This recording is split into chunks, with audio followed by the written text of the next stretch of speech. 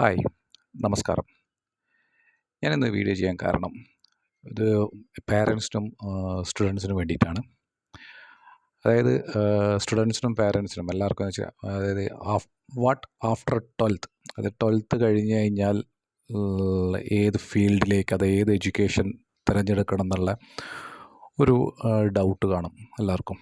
അപ്പോൾ അത് ഇപ്പം നടന്നുകൊണ്ടിരിക്കുന്ന ചില സമയം ചില സ്റ്റുഡൻസിന് അവർക്ക് ഇഷ്ടമില്ലാത്ത വിഷയങ്ങളായിരിക്കും അവർ പേരൻസ് അടിച്ചേൽപ്പിക്കുന്നുണ്ടാകാം. അതേപോലെ ചില ആൾക്കാർ സ്റ്റുഡൻസ് തന്നെ സെലക്ട് ചെയ്തിട്ട് പോകുന്നുണ്ടാകും. അപ്പോൾ ഇതിപ്പോൾ 12th കഴിഞ്ഞ് കഴിഞ്ഞാൽ, +2 കഴിഞ്ഞ് കഴിഞ്ഞാൽ, ഇപ്പോൾ ഇതിൻ്റെ അകത്ത് ഇപ്പോൾ കമ്പ്യൂട്ടർ സയൻസ് വരുന്നുണ്ട്, കോമേഴ്സ് വരുന്നുണ്ട്, ആർട്ട് വരുന്നുണ്ട്, മെഡിക്കൽ വരുന്നുണ്ട്, എഞ്ചിനീയറിംഗ് സെക്ടേഴ്സ് വരുന്നുണ്ട്.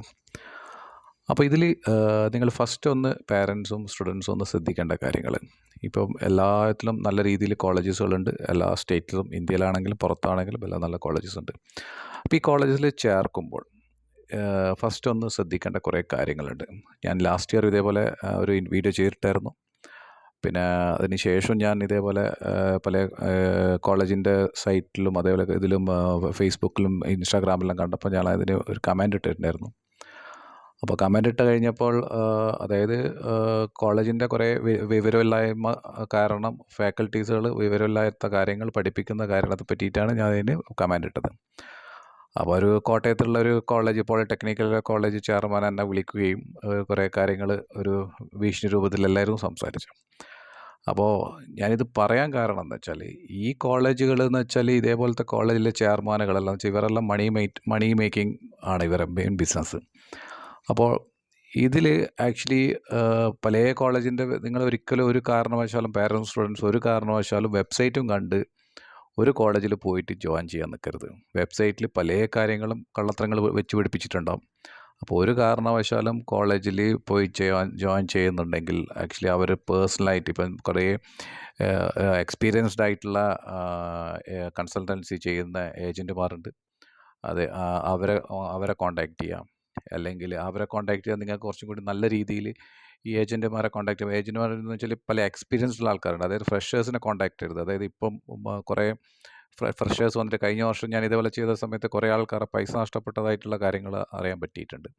അപ്പോൾ അതുകൊണ്ട് ഫ്രഷേഴ്സ് ആയിട്ടില്ല, 10-25 വർഷം, 10-20 വർഷം, 15 വർഷമായിട്ട് ഓൾറെഡി എക്സ്പീരിയൻസ് ചെയ്യുന്ന വിത്ത് ഓഫീസ് ബാംഗ്ലൂരായിട്ടും ചെന്നൈയിലായി കഴിഞ്ഞാലും ഓഫീസായിട്ടുള്ള ചെയ്യുന്ന ഏജൻറ്റുമാരുണ്ട്. അപ്പോൾ അവരെ കോൺടാക്ട് ചെയ്താൽ അവർ ആക്ച്വലി നിങ്ങൾക്ക് അതിനുള്ള ഗൈഡൻസ് തരും. അതായത് ഇന്നേ കോളേജാണ് നല്ല, ഇന്ന ഓപ്ഷൻസ് തരും നിങ്ങൾക്ക്.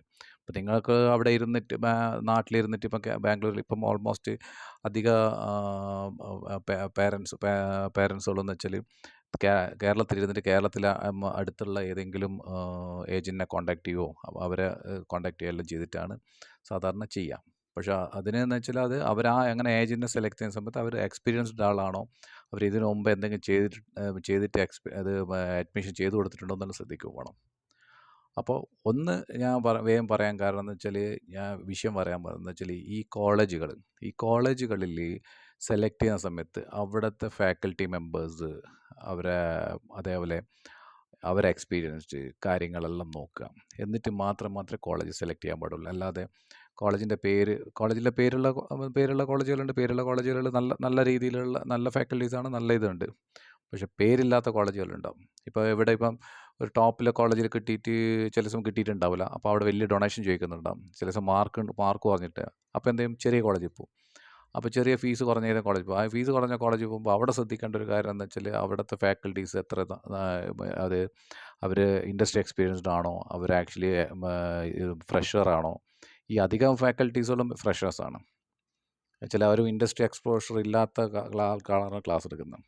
പക്ഷേ ഇത് ഞങ്ങൾക്ക് ഓൾറെഡി പ്രൂവ് ചെയ്യാൻ പറ്റും. ഇപ്പോൾ അന്ന് എൻ്റെ അടുത്തൊരു കോളേജിൻ്റെ ചെയർമാൻ്റെ അടുത്ത് വെച്ച്, നിങ്ങളാരാണ് ഇത് ചോദ്യം ചെയ്യാൻ. ഞാൻ പറഞ്ഞു, ചോദ്യം ചെയ്യാന്ന് വെച്ചാൽ ഞങ്ങളൊരു ഇൻഡസ്ട്രി നടത്തുന്ന ആൾക്കാർ. അപ്പോൾ ഇൻഡസ്ട്രി നടത്തുന്ന ആൾക്കാർ ഞങ്ങൾക്കറിയാൻ പറ്റും. ഇതിൽ ഓൾറെഡി ഇവിടെ കുട്ടികൾ എഞ്ചിനീയറിംഗ് കഴിഞ്ഞ് വന്നു കഴിഞ്ഞാൽ, ഞങ്ങളുടെ അടുത്ത് വന്നു കഴിഞ്ഞാൽ അവർക്കൊരു കേപ്പബിലിറ്റിയിലൊന്നുമില്ല.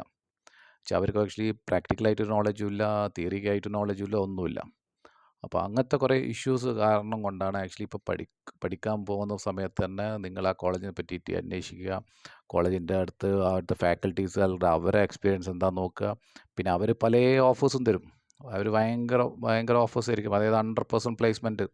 100% പ്ലേസ്മെൻറ്റ് എന്ന് വെച്ചാൽ ഒന്ന് ചിന്തിച്ചാൽ മതി. അതായത് ഒരു കോളേജിൽ ഒരു കോളേജിൽ ഒരു ഒരു ഇവൻ മെക്കാനിക്കൽ ആണെങ്കിലോ അല്ലെങ്കിൽ ബിടെക് മെക്കാനിക്കൽ ആണെങ്കിലോ അല്ലെങ്കിൽ ഈസി ആണെങ്കിലോ കമ്പ്യൂട്ടർ എഞ്ചിനീയർ എന്തെങ്കിലും 60 സീറ്റേ ഉണ്ടാവും ഒരു ഇതിൽ.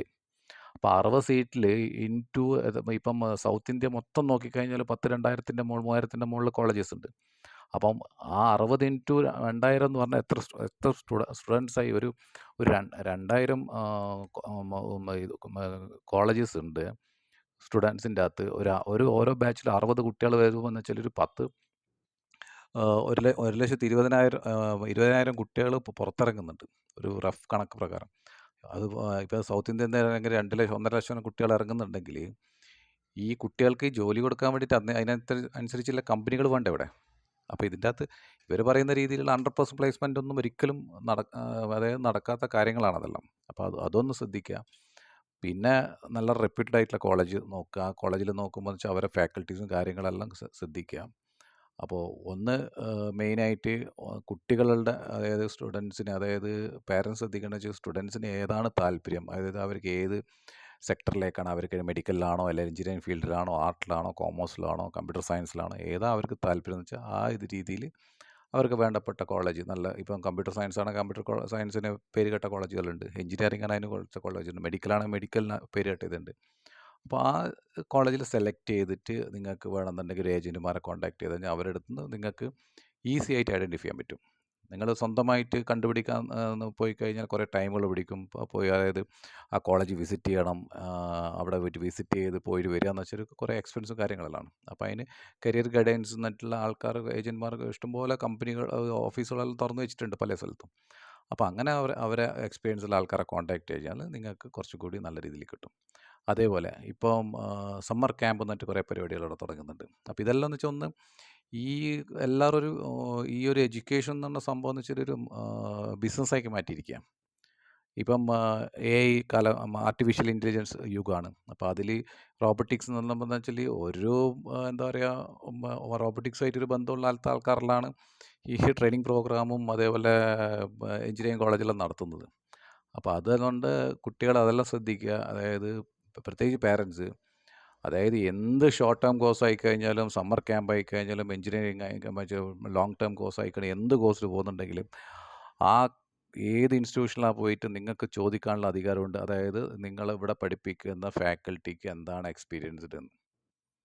അതായത് ഫാക്കൽറ്റീസ് എന്ന് വെച്ചാൽ അധികം ഞാൻ കണ്ടിടത്തോളം ഒരു ട്രെയിനിങ് സെൻറ്ററിലും നല്ല ഇപ്പം നടക്കുന്ന ഷോർട്ട് ടേം കോഴ്സ് നടക്കുന്ന ഒരു ട്രെയിനിങ് സെൻറ്ററിലും ഇൻഡസ്ട്രി എക്സ്പീരിയൻസ് ആയിട്ടുള്ള ആൾക്കാരില്ല. അപ്പോൾ അതുകൊണ്ട് ശ്രദ്ധിക്കുക. അത് ഇൻഡസ്ട്രി എക്സ്പീരിയൻസ് ഉള്ള ആൾക്കാർ ട്രെയിൻ ചെയ്ത് കഴിഞ്ഞാൽ അവർ ഒരു കാര്യത്തിലും ഒരു ജോബ് ഓപ്പർച്യൂണിറ്റി കിട്ടിക്കഴിഞ്ഞാൽ എവിടെയും ജോലിക്ക് പോയി കഴിഞ്ഞാൽ അവർക്ക് ആക്ച്വലി അവരെ കഴിവും കാര്യങ്ങളും ഒന്നും ആ കമ്പനിയിൽ തെളിയിക്കാൻ കഴിയില്ല. അപ്പോൾ അതുകൊണ്ടാണ് വെറുതെ ഫീസും കൊടുത്ത് ഇപ്പോൾ സമ്മർ ക്യാമ്പ് പോലത്തെ ഷോർട്ട് ടേം കോഴ്സ് പോലത്തെ ഇതിലെല്ലാം പോയി ചേർന്ന് കഴിഞ്ഞാൽ അതും ശ്രദ്ധിക്കുക. പല തട്ടിപ്പോയിട്ട് കുറേ ആൾക്കാർ ഇറങ്ങിയിട്ടുണ്ട്.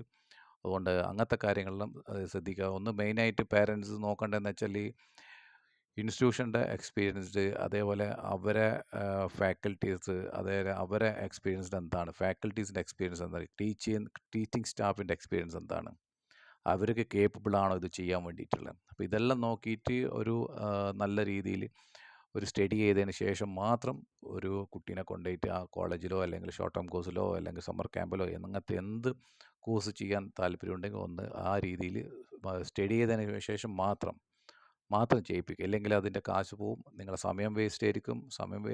കാശ് നമുക്ക് ഉണ്ടാക്കാം, പക്ഷേ സമയം വേസ്റ്റ് എന്ന സമയം നമുക്ക് തിരിച്ചു കിട്ടില്ല.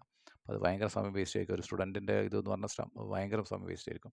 അപ്പോൾ അതുകൊണ്ട് എല്ലാ പേരൻസും സ്റ്റുഡൻസും ഈ കാര്യങ്ങളൊന്ന് ശ്രദ്ധിക്കുക. അതാണ് ജസ്റ്റ് ഇതിൻ്റെ ഒരു ഇൻഫർമേഷൻ്റെ ഭാഗമായിട്ട് ഇട്ടതാണ്. Okay, thank you.